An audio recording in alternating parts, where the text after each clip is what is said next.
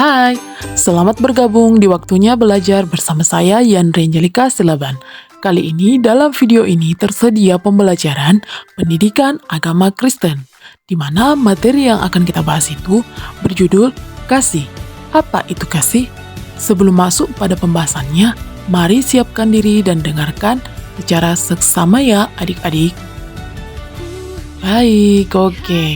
Dalam beberapa menit ke depan, kita akan memulai belajar mengenai kasih. Kita akan melihat bagaimana dan kapan kita dapat memperhatikan kasih yang Tuhan ajarkan. Kita akan membahas apa arti kasih itu. Apa yang Anda pikirkan apabila Anda mendengar kata kasih? Banyak orang akan memikirkan tentang suatu hubungan, dan itu benar.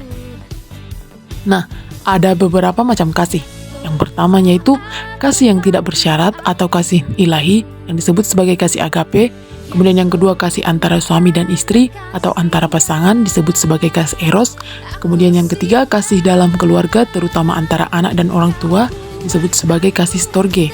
Kemudian yang keempat yaitu kasih sesama teman atau kasih persaudaraan yang disebut sebagai kasih filio. Selanjutnya kita akan membahas mengenal kasih berarti mengenal Tuhan. Barang siapa tidak mengasihi, ia tidak mengenal Allah, sebab Allah adalah kasih. Tertulis pada 1 Yohanes 4 ayat 8. Saat kita memikirkan tentang Tuhan, kita tidak dapat memungkiri bahwa faktanya Tuhan itu penuh dengan kasih. Bukti bahwa dia mengirimkan anaknya untuk mati di atas kayu salib untuk menembus segala dosa dan pelanggaran kita, menunjukkan bahwa dia sangat mengasihi kita dan tidak mau kita berpisah dengannya. Seperti yang tertulis pada Yohanes 3 ayat 16. Nah, Allah dan kasih selalu bersama-sama, sama seperti siang dan matahari. Tidak mungkin bisa ada siang tanpa matahari. Begitu pula bila ada matahari, selalu ada siang. Mereka tidak dapat dipisahkan, begitulah halnya Allah dengan kasih itu. Bila kita melihat lebih dalam lagi mengenai kasih, kita akan menyadari bahwa kasih tidak dapat dilihat dan tidak dapat disentuh, namun dapat kita rasakan di dalam hati kita.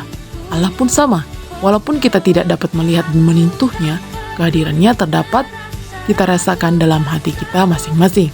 Dikatakan pada 1 Yohanes 4 ayat 19, kasih dapat diwujudkan dalam kepribadian dari Allah. Alasan kita dapat mengasihi adalah karena dia sudah terlebih dahulu mengasihi kita. Mengasihi kita anak-anaknya ya yang dimaksud di sini. Oke. Ketika kita muncul dari keajaiban Sang Pencipta, kita tersirat dalam keagungannya dan dijiwai oleh kasihnya yang terbatas. Sebagaimana yang dinyatakan oleh Rasul Paulus, tidak ada yang mampu memisahkan siapapun itu kita dari belas kasih ilahi melalui Kristus Yesus. Dikatakan di sini bahwa kasih itu kekal dan tidak pernah gagal. Kasih itu sabar, kasih itu murah hati, ia tidak cemburu, ia tidak memegahkan diri dan tidak sombong. Ia tidak melakukan yang tidak sopan dan tidak mencari keuntungan diri sendiri. Ia tidak pemarah dan tidak menyimpan kesalahan orang lain. Ia tidak bersukacita karena ketidakadilan, tetapi karena kebenaran. Ia menutupi segala sesuatu, percaya segala sesuatu, mengharapkan segala sesuatu, sabar menanggung segala sesuatu. Kasih tidak berkesudahan, tertulis pada 1 Korintus 13 ayat 4-8. Di sini dikatakan Allah itu kekal, oleh karena itu kasih yang sejati itu kekal. Kasih Allah tidak pernah gagal, walaupun manusia melakukan banyak dosa sejak Adam melakukan pelanggaran. Kasih Allah kepada kita tidak pernah berhenti, tidak peduli apapun yang pernah kita lakukan, tidak ada suatu hal apapun yang akan membuat Tuhan menutup pintu terhadap kita apabila kita mau kembali kepadanya. Sebaliknya, kitalah yang sering pergi meninggalkan Allah itu. Jika demikian, hal apa yang kita perbuat untuk mencerminkan kasih? Untuk mencerminkan kasih, ada beberapa hal yang dapat kita lakukan sebagai orang percaya. Yang pertama yaitu memperlakukan orang lain dengan lembut, penuh pengertian, dan penuh perhatian. Kemudian yang kedua, membantu teman atau tetangga yang sedang kesulitan, menyediakan makanan, atau menawarkan bantuan.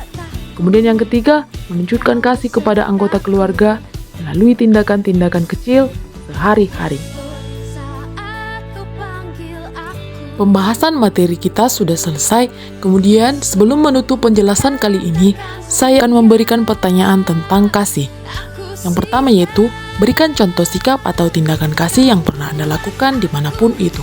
Yang kedua, apa yang Anda ketahui tentang definisi kasih itu? 3. Menurut Anda, bagaimana kita mengajarkan kasih kepada orang lain? Untuk menutup penjelasannya, ada di sini sebuah pesan dari Bunda Terelia, dikatakan kebaikan selalu menemukan jalannya, meskipun terkadang membutuhkan waktu. Oke, sekian dari pembahasan hari ini. Terima kasih untuk bagi yang sudah mendengarkan ya.